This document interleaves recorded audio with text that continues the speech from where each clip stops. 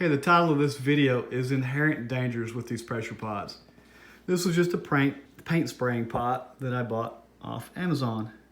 And I got a good deal on it, and there's probably a reason for that. I want to go through some things I had to change about it. This had a hidden danger that yours may have. First, I'm going to show you what I did initially. I took everything off of it. These are bungs that are welded into the big lid, the big thick lid that, of course, designed to keep this from blowing out under pressure. This is a 5-bar safety relief valve in case you accidentally overpressure. This will pop, save your life. The threads on this initially were straight threads.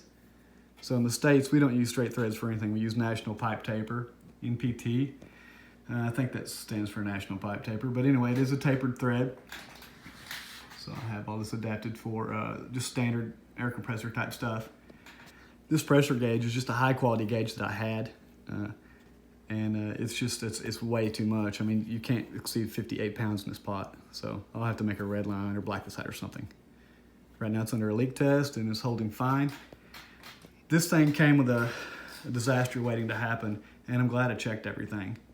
This pressure relief valve actually has NPT threads, tapered threads, and it was screwed into this piece of junk, and it was straight threads. Straight threads, NPT into straight threads. So really, really bad situation. And I'm glad that I took this out and I looked at it. I almost bought one of these because I just assumed it was straight threads, and it wasn't. So I was able to reuse it, which is really cool. So anyway, this straight threads, I had to overcome this. How am I gonna adapt all this for my uses as a resin casting pot to cast clear resin? And it's with this National Pipe Taper NPT 3/8/18. And the great thing about when you go from straight threads to tapered threads, if the thread count and the pitch is the same, you can tap straight to tapered. There's fine. You're cutting the top half of the threads anyway, so that's what you use actually to screw it in. It worked fine. There was plenty of meat on the bungs to do that. So there's the 3/8, and then there's the 1/4 that I had to use for this side.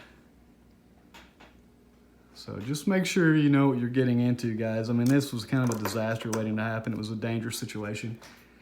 And that is a hidden danger of buying these overseas pots. Just be real careful, work your pressure up, check for leaks, do incremental pressure increases. Don't just go cram this thing with 60 pounds and let it eat. I mean, use a little safety precautions. And if you're concerned about cutting these threads, don't do it.